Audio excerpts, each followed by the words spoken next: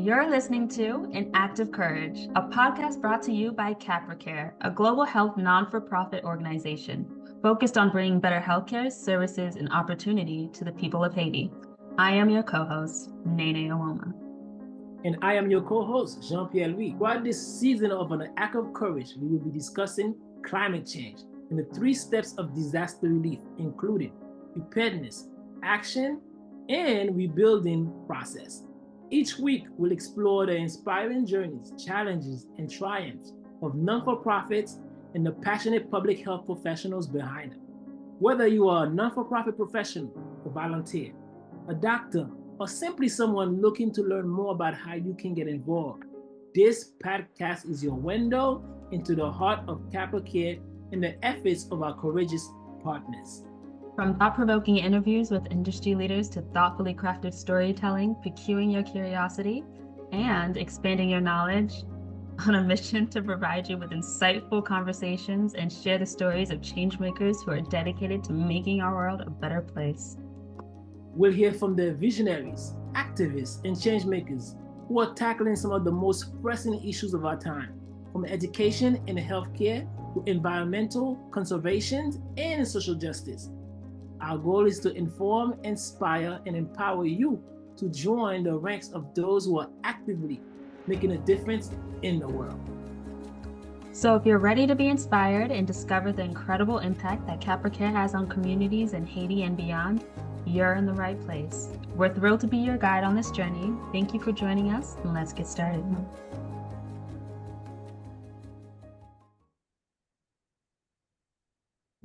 Hi, Tiffany. Thank you for joining us today. So happy to be here. Welcome. We are very excited to have you, Tiffany, to join us. Mm-hmm. Absolutely. I'm so excited for this conversation. Thank you for having me. Thank you for joining us. Okay, so if you could start by just telling us a bit about yourself and your personal values as a leader in your organization. Yeah, absolutely. So my name is Tiffany Larson. I'm the CEO of Days for Girls International, and I am a leader that is very invested in the people that I work with and the people that I get to collaborate with. I'm a very, my leadership style is a servant leadership style, really invested in, that each person in the organization is seeing things through a different lens, and that's an important lens based on their role, where they're located at in the world. We're a global organization, and really having that be a strength of what we do, that every single person is different and that 1 + 1 doesn't equal 2. 1 + 1 + 1 can equal 1,000,000. And so really bringing in the strengths of everyone, bringing in the diversity of thoughts and perspectives, and listening, and then building a greater whole together. I'm really, really all about that. The power of we, and we say that a lot at Days for Girls, the power of we, together we can create things happen that we could never do individually. So that's a little bit about me. Thank you. And I love that message, the power of we. Is that something that's reflective as well of the Days for Girls mission and vision of the we? Yeah, absolutely. We're working to tackle global menstrual health, which is a big thing to tackle, but it doesn't have to just be us. It's about us gathering a whole group of global stakeholders, whether that's volunteers or we have social enterprise business. I'm sure we'll get into this later in our conversation. Different partner organizations, different funding partners, that all of us together, the power of we, can create the impact that we're needing to make, that none of us individually could do alone. So it's all about uniting. It's not about what divides us, it's about what unites us. And Days for Girls as an organization is non-religious, it's non-political, it's not any one country, it's not any one anything. And it's not focusing on all the things that could divide us. It's that if you care about menstrual health, then you're a part of us. And let's all join together based on that unity, and then see the power that we can create together. I'm so happy you say that, Tiffany, because that's what it's about, right? You can't be doing this line of work if you don't believe in the power of we. Because we know the famous saying that we can do things we can go far by ourselves, but we can go much further together. And this line of work does require us to build community to tackle some of the world's biggest problems, especially in areas of the world that we are working, which has so much great needs. So thank you for sharing that with us. Absolutely. Absolutely. Yeah, absolutely. So, can you speak on what Days for Girls is, the organization itself? We know that it's focused on menstrual health globally, but we'll get a little bit more into what the organization stands for, how you became the CEO, and your journey to where you are now. Yeah, I would love to talk about that. So Days for Girls began in 2008. So we've been doing this for a little while now, and it began as a grassroots movement based on volunteers rallying together to say that menstruation matters. In 2008, it began. Our founder, Celeste Mergens, was working in Kenya, and through a connection with an orphanage that she was connected with there, she discovered that menstrual health was an issue. She thought it was isolated to just that one group of people, worked to find a solution, and then realized that this was not just a one orphanage, it was not one community, it was not one country, it was a global issue. And so Days for Girls came into existence again as starting as a volunteer grassroots efforts, and then has evolved over time. So Days for Girls envisions a world where periods are never a problem. And so we're working to create that world where periods are no longer a barrier to women and girls achieving their potential, pursuing their dreams, and that periods, we just remove that as a barrier for gender equality. And so that's what we're doing. And we are doing that through a really holistic approach where we focus on three programmatic pillars. We focus on access to products, we do access to menstrual health education, and we do advocacy work. And so we're really trying to approach this from a holistic way, that we're not just fixing the problem temporarily, we're getting girls what they need from a product level, from an education level, and then at a systemic level that is creating long-lasting change that will shift the narrative and the resources for generations to come. And so that's a little bit about Days for Girls. I got involved in 2016. I had been involved, I have a background in international development work. I was working with another organization and happened to be in India. And I ran into a Days for Girls volunteer while I was in India. And I just, wait, what are you doing? I had to ask her and get a bunch of information. And I had an experience where I had been working in the international development space for quite some time, and it had never occurred to me to ask what the girls were doing for feminine hygiene. That thought had never crossed my mind. I was taken aback. I was embarrassed that I had never asked that, but I've since found that seems to be how a lot of people find Days for Girls, and that same experience happens. And so after learning about the work that Days for Girls was doing, I decided to get involved. And I decided to get involved because I care about a lot of different things with international development, and I care about making impact. And something that I saw was that, you can work from an international development approach. You can be working on economic empowerment, you can be working on food scarcity, you can be working on education, you can be working on gender-based violence. The list can go on and on of all the things that we need to be looking at when we're looking at a community in our country. But if you're not addressing menstrual health, none of those other indicators can make the progress that they truly need to make, because there's almost like an invisible barrier for the women that are involved in each of those things. And so if for 5 days every month, a girl is not able to fully engage in school, in work, in whatever she's passionate about, you're not going to be able to make that progress. And so I saw this work and in the global menstrual health space as being something that was really special, a really unique approach that's supporting women and girls and gender equality in a way that's very actionable, very tangible, and that this is something that we can fix in our lifetimes. And so I decided to get involved. I have had, in the time that I've been with Days for Girls since 2016, I have both an operations and a programs background. So I've worked in both of those areas of the organization, held the roles of chief program officer and chief operating officer. And then in 2021, at the end of 2021, our founder and CEO, Celeste Mergens, made the decision that she was going to step back from the day-to-day. She's since written the book of Days for Girls and is doing a lot of other incredible things, but was going to step out of the day-to-day.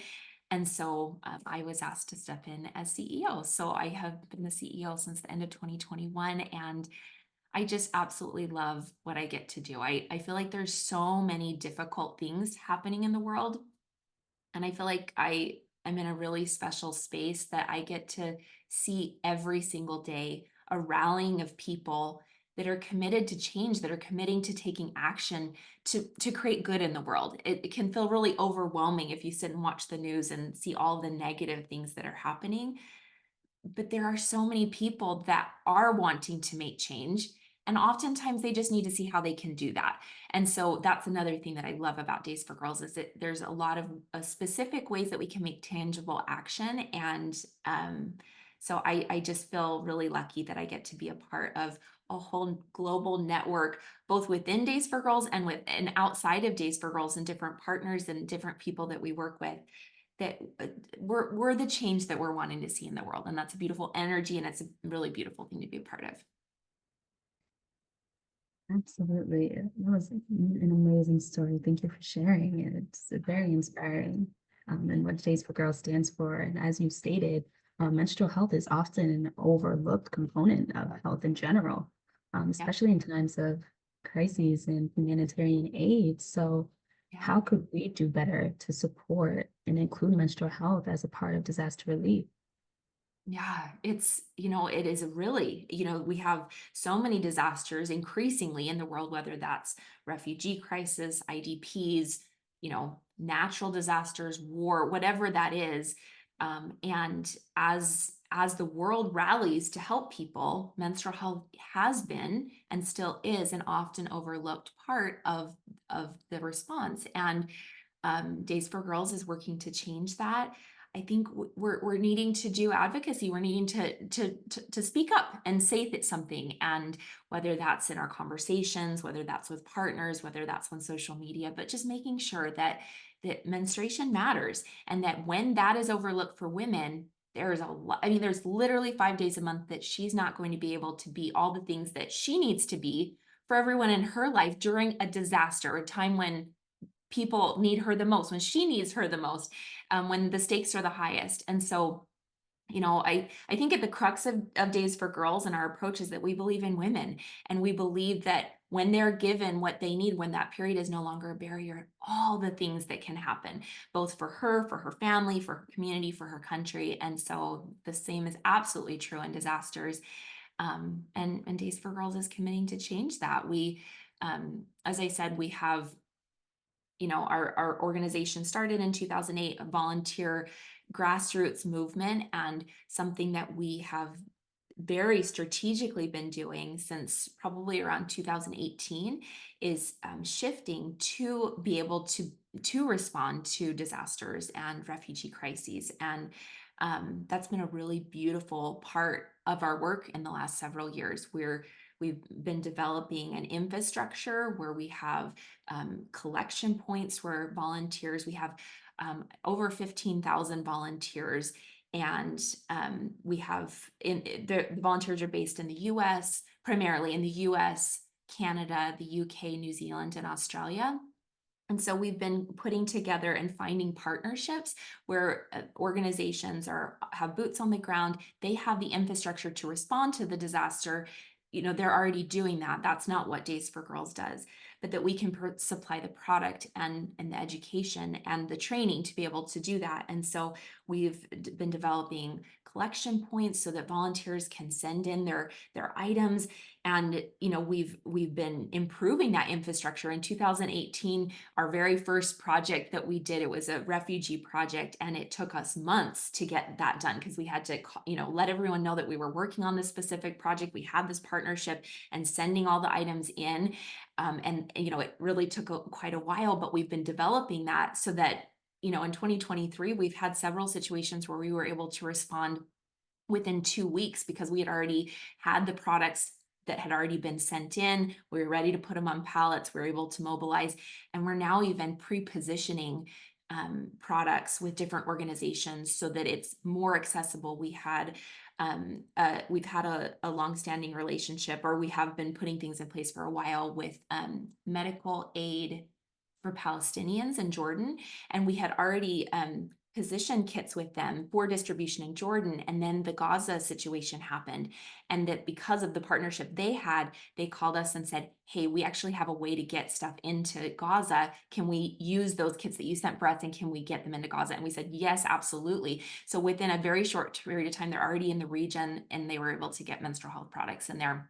And we just found out just a couple of days ago that we're going to be able to get more in through a different organization into Gaza. So we're really trying to develop that so that we can, when an earthquake happens, or whatever, that we have that infrastructure in place so that we can respond in a timely manner. And it's a really beautiful full circle where you have literally individuals that love to sew, perhaps, that maybe don't feel that they personally can contribute in a far away place that's very far removed from their personal day-to-day, but that they're literally sewing at their kitchen table, and that they have a way that they can then take that and send that into a collection point, let's say, for example, in the US, and that then they can see that story unfolding, that they can know, okay, the products that I just spent time making, that's going to Ukraine, that's going to Morocco. This thing that I just saw on the news, that my heart is hurting for these people in Syria, I know that I was able to help with that. And it's creating that, positive cycle of, I don't just have to stand by and feel bad that these things are happening, because there's so many good people in the world that don't want that, but that there's a tangible way that I can participate and I can help, and in a really meaningful way. So, yeah, last year in 2023, we were able to reach 41,000 IDP, refugee, and disaster relief. And we're really working to keep developing that even further. Tiffany, you hit the nail how you say, you hit the nail on the spot? Hit the nail on the head. You hit the nail on the head. Okay. I'm not hitting the nail on the head right now. But you know what? It's amazing, because you mentioned some very, very good points here. You said menstrual health should not be a problem, right? And doing disaster relief, and oftentimes that's what's overlooked. Women's health in general, doing disasters, tend to get overlooked. Yep. But you also mentioned creating system that are long term, because we know this type of line of work is not a sprint; it's really a marathon, right? Yeah. But you guys also acknowledge that, yeah, we can't do everything, but if we create partnership with other organizations that are on the ground, then they can take the lead. We, as Days for Girls, can provide the resources. And that's exactly how Capracare and Days for Girls become partners, right? Because after a Hurricane Matthew in 2016, we created a partnership with Days for Girls around 2017. And with your chapter in New York City, we were able to get kits and ship them to Haiti. But you know what? When the August 2021 earthquake happened in Lake Haiti, because of our partnership already with Days for Girls, immediately we were able to get more kits, over 100-something kits, and got them to the ground in Haiti within a week. Wow. And that speaks to what? Building community. That speaks to power of partnership. That speaks to not overlooking at women's health during a disaster. That speaks to, collaboration and having system in place to say, you know what, we can create this partnership with programs on the ground that have boots on the ground, and get the support they need immediately. And you also cite, how you're doing that right now with the war in Ukraine and other areas. That is amazing. Thank you so much for your great work, and for your leadership, and of course to Celeste for having the vision to start this initiative. I would say this is a very important cause to my heart, because I have two girls. Oh, I have two girls. I have a boy and two girls, and I always have the utmost respect for women, starting with my grandmother, my mother, of course, my wife. So, I have many female friends. So this is a very, very special initiative, and we are very proud to be partnering with Days for Girls on such great work that you guys are doing. And to have started in 2008 and to have reached so many different countries and have done so much great impact, kudos to you guys. Thank you. Thank you. And again, it's the power of we, it's the power of partners, it's the power of all of us joining together. But yeah, since 2008, Days for Girls has reached 3.1 million women and girls in 145 countries and counting. So That is amazing. That is amazing. Great impact work. thank you. Thank you. Mm. Amazing work, truly. And you mentioned that none of it can be done without collaboration. There's so many different partnerships that you have along the way, when it comes to Women Who Sew, the products together to the distribution. I also want to know how you collaborate with the volunteers on the ground and the community health workers who distribute the products. Is there a training that goes into your staff, and what are the operations like when it comes to the distribution of the products? Yeah, such a good question. And so we have two different sides of the organization, which are both very important. So I've been talking about the disaster relief response that we do. And Days for Girls began as a volunteer-led organization. So we have our volunteer side that works in disaster relief, emergency response, seamstresses throughout the US, Canada, the UK, Australia, New Zealand. That's that kind of side of the organization. And then we have another side of the organization where we support local leadership and local businesses to create long-term systemic change in communities that's community-led. So this is our social enterprise program. And so in our social enterprise program, we teach business skills, and we help and support women to start up locally led businesses that are licensed to do Days for Girls programming. And so they produce and sell the Days for Girls kits in their community. They deliver the menstrual health education, and they do the advocacy work both at the community and the national level. And this is an absolutely beautiful, beautiful program that is completely locally led. It's creating jobs in communities. And so you're kind of getting that double and triple impact, because you're not only reaching the girl that needs the product, but now you're supporting local businesses, creating economic empowerment. And, the ripple effect just goes even so much deeper. And Days for Girls, one of the core values of Days for Girls is that local leadership is going to be the thing that creates sustainable, long-lasting change, and that local leaders are the best position to know what the needs of their community are and to be that local access point. Our social enterprise program, we have 90 social enterprises in 28 countries. And our social enterprises, we're proud to share that we have now reached over 1.1 million women and girls through our social enterprises. And so these are the women that are sewing those products right there in their communities, and then they're selling those products. Over 1.1 have been reached through that program. And we're really working to invest in that program. We have getting supply chains set up in a lot of these countries where the social enterprises are located at, and really helping them to have the systems in place. There's washable standards that are happening in different countries, and so we're really working to establish those and get those markets set up to support them. That's a little bit about what we do. Our social enterprise program, who does a lot of our education delivery. And again, we feel that the local leadership are the best position to be delivering that education. They speak the language, they know what the stigma is in that community. And often our social enterprise leaders experience period poverty themselves. And that is why they feel so passionate about addressing that in their community. And I've had the privilege of sitting in many different rooms with our social enterprise leaders and feeling. I mean, it is a physical sensation of being with them and feeling of their passion for ensuring that no women and girls in their community are going to experience what they experienced.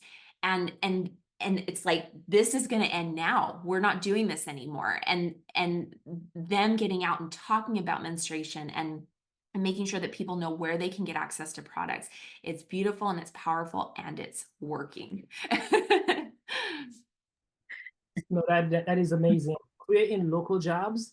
Because a lot of developing countries that you provide services to, the number one issues often is what? Education issues, access to education, access to healthcare, but what? Job. Job to sustain themselves, job to sustain their families. And who else is better, to be able to spread the word than those who lives there? Yep. Being able to go there and provide resources as opposed to go and do the work yourself is just, that's the way to really bring about positive change. Yeah. So excellent work, because when you empower the locals, you have, again, long-term change, learn long-term impact. Yeah. So, yeah.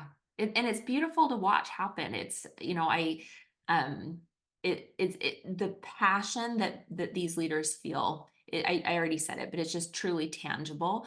Yeah. And that is how long-term change is going to happen. yeah, because they are the true stakeholders, right? Because they experience the same issues themselves. Yep. And the feeling of proudness that they will have for being able to contribute to making their community better is priceless. Yep. Absolutely. Absolutely. Amazing, truly amazing. So I want to know, Tiffany, you've had some experience on the ground as well during these campaigns, these menstrual campaigns, and these communities. Can you speak on some of the experiences in the countries and the communities that you've worked with? Yeah, absolutely. Yes, so I have had the unique privilege of being in many different countries, working with various stakeholders, whether they're volunteers in certain countries or we have several offices that are in place. So working with our offices, working with the social enterprises, and um, it's beautiful to see all of it happening. I had one experience. I happened to be in Tanzania and I was working with the local leadership there, and they were doing a series of menstrual health education classes and delivering products. And one particular time that was very memorable to me was that I got to be with a group of girls in a school that got to have that education and receive the products, which was beautiful. But the most impactful part was then the next day we got to be with their mothers, and we had been told that we were going to be gathering in a community location, and there was something else going on in an adjoining community, and they said probably not very many people were going to be there. But we got there and there was 150 women that were there ready. They were anxious to receive this education and to receive this training. And so I got to be a part and watch this all unfolding with local leadership. And the mothers asked very different questions about menstrual health than the daughters. That's how it should be. They've had a lot more life experience. And so, of course, it was just this amazing dynamic conversation and a lot of learning, a lot of things that had not been discussed before in their community. But the thing that was most impactful to me was that after this was all done, they were gathering around and they said, "Thank you so much for coming. Now we can be proud to be women." And that stayed with me for years, because this is not just about menstrual health products. It's not just about receiving education and learning about something that you haven't learned about before. It's the unique combination of all of that, and that now I can show up with dignity as a woman every single day of the month. And so, yeah, that stayed with me for a long time. Now I can be proud to be women. That's just one of many, many stories, but it's a beautiful thing to be a part of. Amazing. Wow. To feel like you could walk into a room and feel lesser than. Mm-hmm. And now to be able to change that, whether you go to school, whether you go to work, Yep. right, whether you go to a place of business, to feel like, wow, I can proud to be me. Yes. Amazing. Thank you so Yeah. much. Self-esteem is wonderful. So that's what it is. Yeah, absolutely. Especially as a woman, given the circumstances and everything, absolutely, to feel the confidence and have that respect moving forward, knowing that everything else is taken care of. It's, like you said, incomparable. It's like nothing else. Yeah. Hi friends, taking a pause from this empowered conversation to highlight a pretty big dream we've cast this year. Did you know Capracare is a Haitian-led mission designed to improve the resiliency of its people through community building and health services? That's a pretty fancy way to say that we truly care about caring for Haiti's people. And this year, we're activating community to take part in helping us reach for 3 audacious dreams.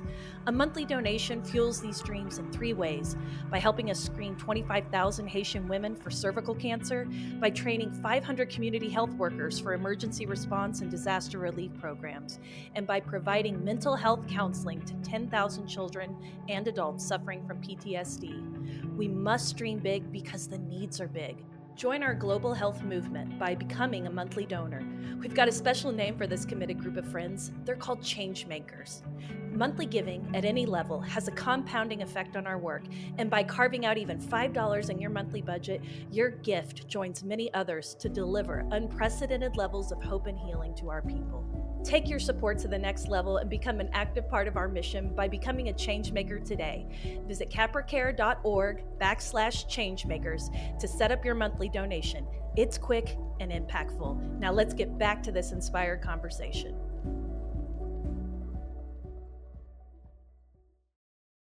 Oh, no. So how does outsourcing work? How do you find the communities to go to? I know that you said some partnerships, but how are these regions navigated, and how do you find the communities to teach and to support? Yeah, it's a really good question. So it happens in a lot of different ways because we work in a lot of different countries.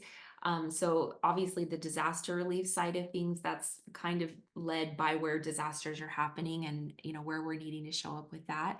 And then that married with where we have partnership in place. So, and which has really grown over time. We have actively looked for partnerships, and then we always start with a pilot, and then with the successful implementation of a pilot, then we move forward in a bigger way. And now we've worked with partners for so long that they're ready and we're ready to respond to things.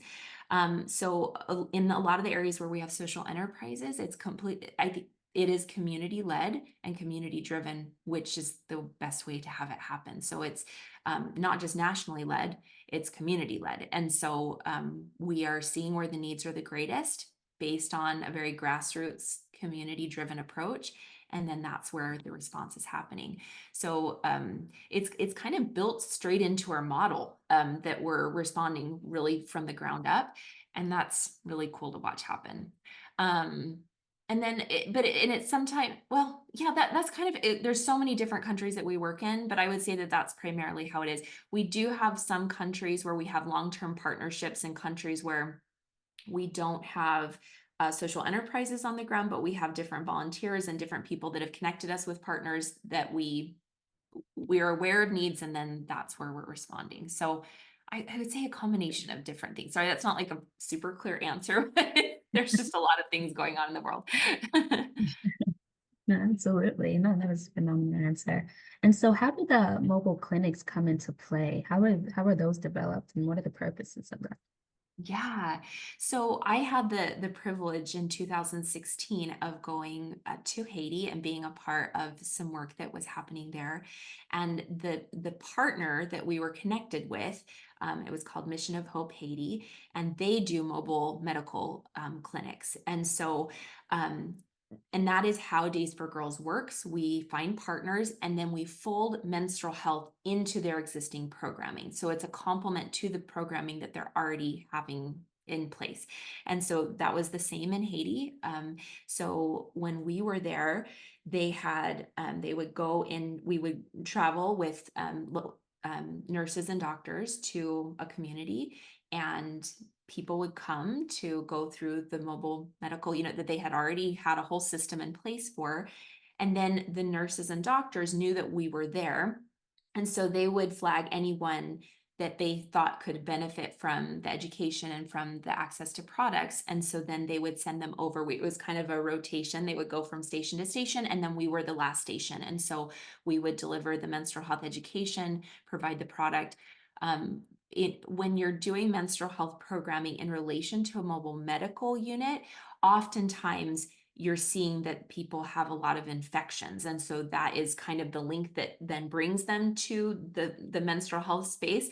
And so it's, urinary tract infections, yeast infections, because of a lack of access to products that can be changed regularly enough. And then it's creating those infections. And so, different kinds of conversations happen depending on where the connection is, if you're folding menstrual health into an education setting, or if you're folding it into a medical setting. But we have a holistic curriculum that addresses all of that. But it was amazing. And there was a large portion of people that went through the clinic that needed the services that we had. And so it's a really beautiful complement to those services.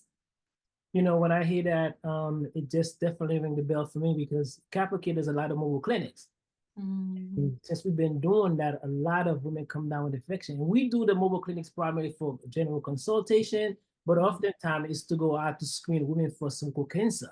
So Yes. you can imagine this is, it's almost like a no-brainer to be able to address, women's menstrual cycles health, women's menstrual cycle health during that time as well, because you're right there in the area, right? Yeah.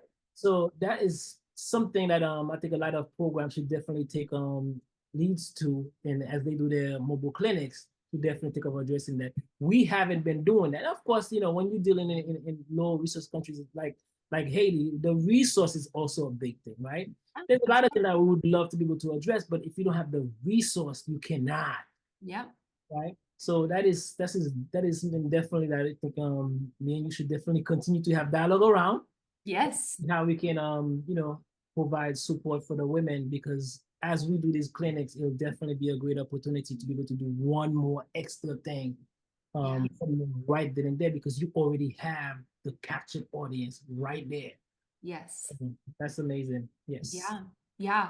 And we even have, we've had some pilot projects where we've done folded menstrual health into maternal health programs. And so, it's folded in that they're receiving that education as they are working with community health workers on maternal care leading up to the delivery. And then we have done it where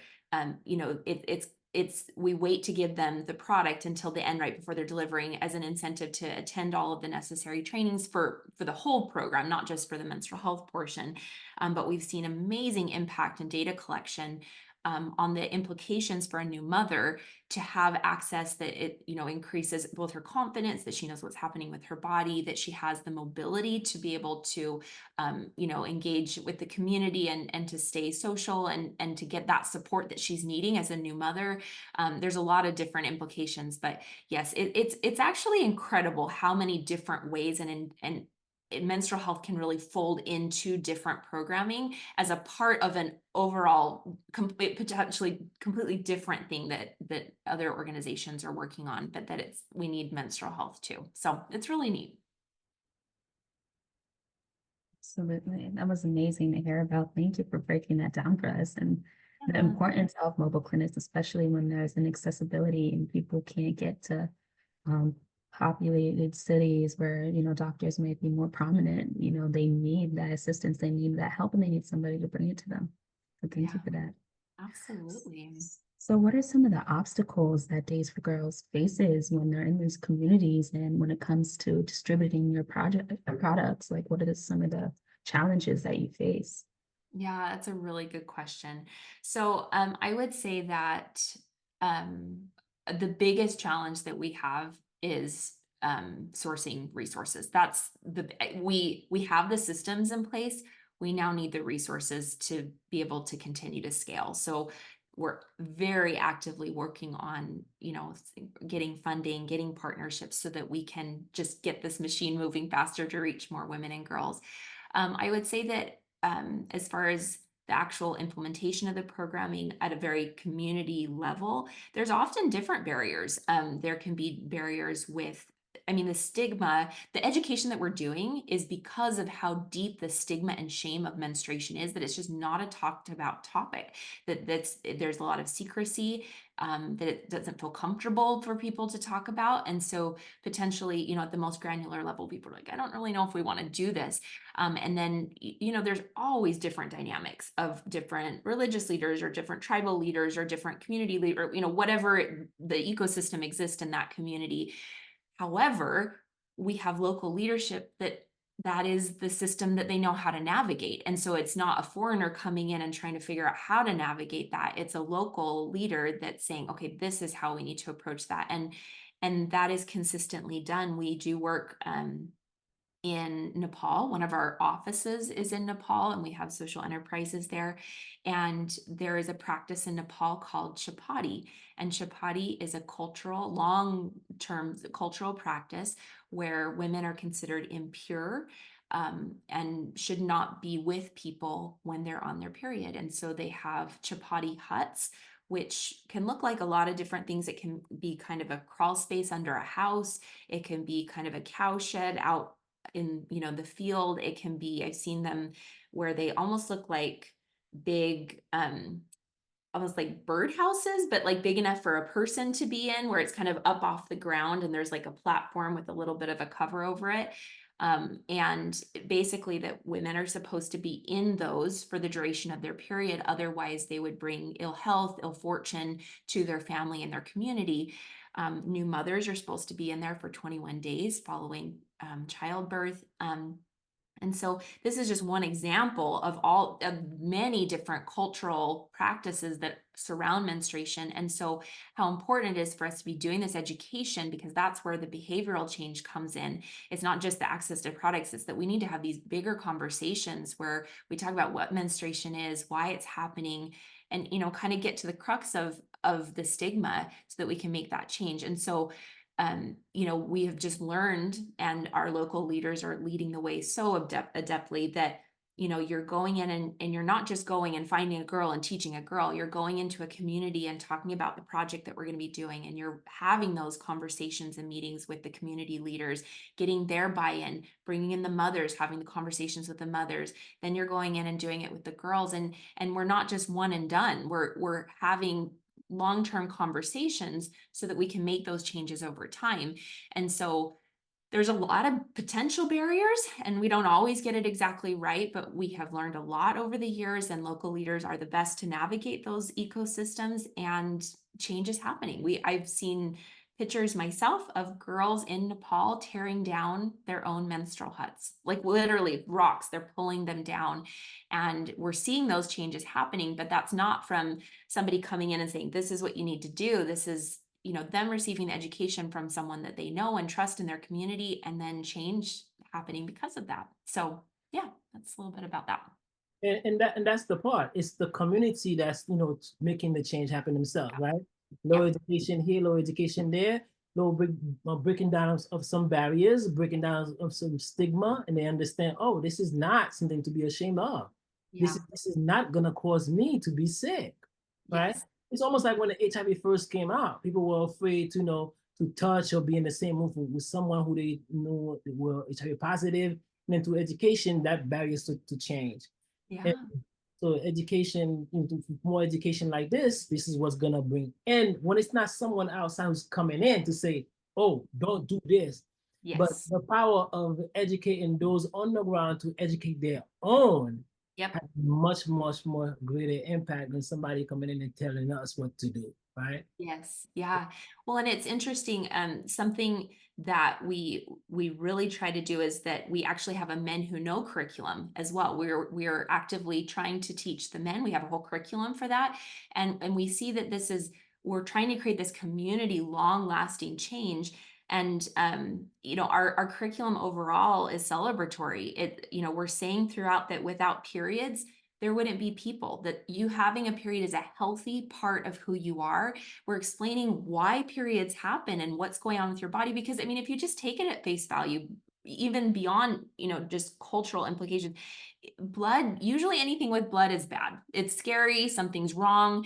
And, if you don't know what's happening with your body, that could be very alarming, especially if you didn't know it was going to happen ahead of time and you didn't, know.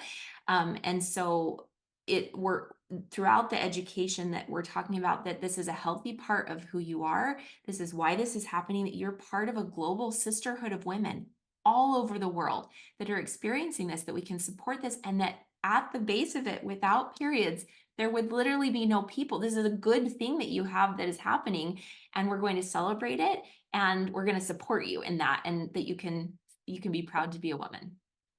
And you know what? I like the fact that you say this, because that's exactly what we do with our cervical cancer education. We have also men to teach the women, but the men to also empower their other fellow men, right? Because these are husbands, these are brothers. So, Yes. women can get it much quicker, but oftentimes the barrier that's presented for the women is the guy. Yes. Well, if you want the guy to, to lift those barriers, then you have to educate him. Mm-hmm. Yes. So when you have them start to take on the role of being the educator, then they Yes. start to think like, wow, this is really true. And then they start to bring it to their brothers, bring it to, bring it to their own fathers. And that helps their sisters, their mothers, their wife. And next thing you know, Absolutely. there goes systematic changes happening. Yes. Yeah. And we see that when men have received education on menstruation, they are less likely to make fun of things, and they have that visibility. And there's a lot in a lot of the communities and countries that we work in, the men usually have a little bit more say in the budget for the household. Them having that knowledge that this is something their wife is experiencing, these are something that their daughters are experiencing, then they're more likely to be supportive of funding being spent on having sure that there's products. It's just it's a cycle that there's many layers to, and it's important. And men can be some of the biggest advocates for women in menstruation, and it's beautiful to watch. Like you said, fathers and brothers and uncles, and it's beautiful. It is because I will share this with you. In the communities that we do cervical cancer screening, is the pastors who say, "Oh, my wife had this, right? Yeah. Or my wife died of that. I know a member of my church who died of this." And they are the one who take leadership, who take lead, and starting to mobilize and organize for us to come in and do the screening. So it's the same thing here that you're experiencing with the men being able to be supportive to say, you know what, yeah, I'm gonna give funds to buy this, to support this. Because Yeah. oftentimes they don't want to say, no, I'm not giving money for that. And if they don't give the funds for it, then it can't happen. But when they are very supportive, it makes it so much easier for change to happen. Yeah. Thank you for sharing that, addressing stigma as you stated, and educating not just women, but men as well, and spreading awareness in these communities where often the basic foundation of what menstrual health is lacks. It's very important for everyone to thrive and for everyone to continue to stay healthy. So, how does Days for Girls plan to amplify their impact given your previous success and different aspects? Like you said, it's you have a whole holistic approach and you have different pillars, and there's just so many parts of your organization. How do you plan to keep that going, that momentum? Well, it's a good question, and it's an exciting question. This is where my brain is focused on most of the time. So we are working. We know we have a system that works, and so we are working on scaling that and increasing the reach. So we have our 3 programmatic pillars. For our advocacy work, we have partnered with several different organizations, and we have a really exciting period positive workplace campaign that we have been promoting, and that is bringing in businesses into the equation. And in a lot of high income countries as well, this is not, we know that period poverty and the issues surrounding menstruation is not just a low income country. It's not just a medium income country issue. It's low, medium, and high income countries. And so we have a lot of different companies that have adopted this period positive workplace campaign, and we're really excited for that, really wanting, because a lot of governments and people listen for businesses. They're a really powerful force, and that can really be of assistance. So we're doing that. We are on a bunch of different coalitions. We're working to really make sure that we have seats at the different tables, so that as different priorities are being discussed at, INGO levels, at government levels, at business levels, that menstruation is part of the goals and objectives. It's part of the resources that have been allocated in the budgets. So we're really trying to work on that. We're working on partnerships and expanding our partnerships. We fully are invested in that power of we. And we Days for Girls is not going to be all things. We are menstruation. That is our lane. And so we're looking to fold menstrual health into all these other different programming. So we're looking for different partnerships. We're really working on expanding our disaster relief program. We're working on developing our infrastructure so that we have those different collection points and can already, have that all set up and going. We are working on our education. We this year are working on developing a couple different extra modules to go with our education. We're doing a maternal health one. We're doing a product choice part. We've traditionally done our Days for Girls kits. That what we do, they last for 3 to 5 years. And we're putting into our education all about different product choices with menstrual cups and all different products so that people kind of know the pros and cons and can make really informed decisions, because we do support product choice for women. So we're working on that. And we're working on really developing our infrastructure and our training, our business training for our social enterprises. It's kind of like all systems go a little bit, and really, really looking for the funding to be able to support that infrastructure so we can do that. That's amazing. Thank you so much. And your impact has been so far-reaching, ever since 2008 to now. It's been decades, and the work that Days for Girls has done, and you said you've reached over 90,000 women, and it just continues to grow. So it's absolutely amazing. I'm just curious, in regards to Capracare, how do you see that partnership contributing to and benefiting the future of menstrual health relief efforts, specifically in Haiti?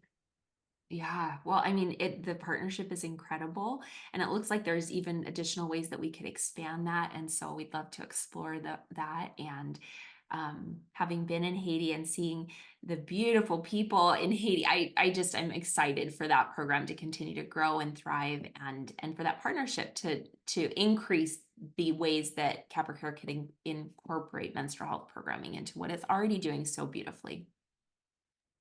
Tiffany, I think one of the things that we may not have discussed too much about here is that this is reusable. Yes. It's not a one-time thing, Yep. right? So when you're looking at countries that have low resources, these menstrual pads are reusable. You are able to wash them and reuse them again. And they look very pretty, by the way. Yeah. So, so please do elaborate on that, because you mentioned something at the beginning, job creation, right? Local seamstresses are able to do this. We can teach them to do this. We can educate, but this is not a one-time thing that we use it one time and then throw it in the landfill. Yeah, yeah. Yes, so the Days for Girls product is a washable product. We have gone through, it's a patented product in the US. We have been through, I believe, over 31 iterations of the pattern that, as we developed the pattern, we listened to feedback, we made improvements, and we had iteration after iteration completely based on feedback from women using the product. So we have a really beautiful product that has been tested. 3.1 million people have used this product. So we know it works. We say that they last for 3 years. We have had reports of them lasting 6 years. It's actually incredible. And part of the education that we do is teaching people how to use them, how to wash them, how to care for them so that they do last as long as they can. They are made from fabric that is bright and colorful. That's part of what we do. From a functional level, the bright patterned fabric hides stains. And it's also, as you said, they are beautiful. We really work on the quality. We work on that with our volunteers. We work on that with our social enterprises, that the product itself is soft.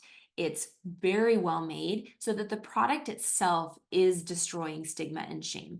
I remember reading some of the MLE data that we got back. I believe it was from a group in Eswatini in Africa, and the product had been distributed.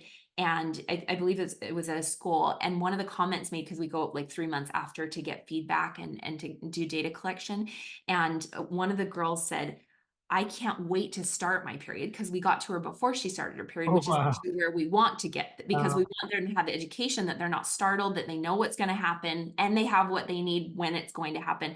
And she said, I can't wait to start my period, because I get to use the Days for Girls kit. And that is because of the quality. It's beautiful. It feels special. It feels like I'm going to be taken care of when I have this. And so it's as much about the quality of the product and also the education. All of that together is destroying stigma and shame and celebrating women. And yeah, it lasts. So this is a solution that a girl can count on month after month after month. And she will have what she needs to do all the amazing things that she's going to do in her life. And that's great because she's not thinking, oh my God, I'm gonna be sick, right? Or Yeah. this is gonna be a shameful thing to have, Hmm. right? Because oftentimes, like you said, if it's associated with blood, it's a bad thing. Yeah. So that is Yeah. great. But Yeah. you know what, the backpack, you guys actually packaged it in Yeah. this nice, colorful. It Mhm. almost looked like a backpack, but it can also look like a purse as well, right? Yeah. Um, Yeah. where you Yeah. guys, We have a drawstring bag, and all of the products are put inside of it, packaged very nicely. And yes, it is a bag that can be folded down small to fit into something else a girl is using. We oftentimes have girls that will put it, kind of both the sides of the drawstring and turn it into a backpack. We show them how to do that so that they can choose how they want to use it. But yeah, all of it together is bright and colorful and beautiful. Truly, it's beautiful, and the girls love them. I mean, it's beautiful being in a space where they're being distributed, because it's just the girls have just learned about what menstruation is, and they've learned what's happening with their body, and they're feeling empowered and strong. And then they receive this gorgeous kit, and they're hugging them and dancing with them, and it's really beautiful. it's very stylish. It's very stylish. Every time I've had the opportunity to be in Haiti when we actually distribute these kits, everybody wants one. Yeah. It's Yeah. okay. Everybody wants one, right? So we just never have enough Yeah. to stop. That's the problem, that we need more resources. That's where it comes to. And what we know too is that girls, when they don't have access to a reliable product that was intended for menstrual health, girls are resourceful. They're going to find something. But what that means is, what we see globally, not anywhere, one particular country, is that girls are just using whatever they can get their hands on. That might be, strips of cloth. That might be mattress stuffing. It might be corn husks. It might be trash. It might be, sitting on a piece of cardboard. She's using whatever she can get her hands on. And, that can work-ish, but it's not going to be a solution that's very accessible for her to attend school. And it oftentimes leads to infections. So it's really great when she can have what she needs.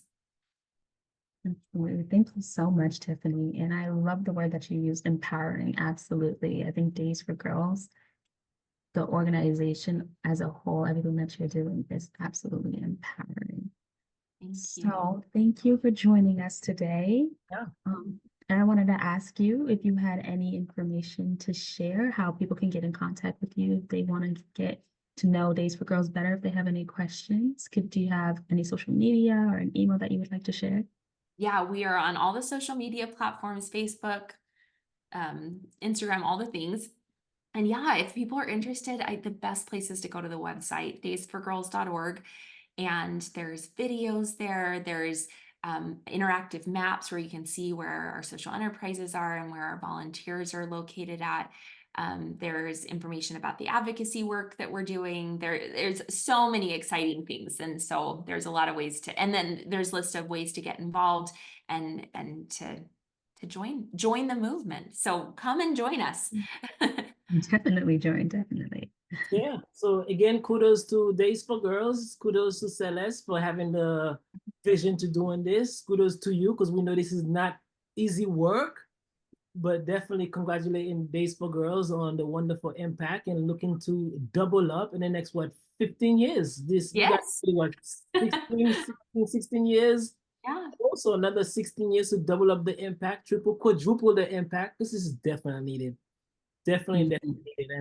And I would say on behalf of Capracare, I will definitely look forward to doing more to support women and girls in Haiti as well, to partner with Days for Girls and continue to build communities to have a greater impact for women's health. I love it. Thank you so much for having me today. This has been delightful to talk with you, and thank you for all the work Capracare does. And it's just really great. These partnerships are amazing. Thank you for having me. Thank you. Thank you for joining us. Thank you.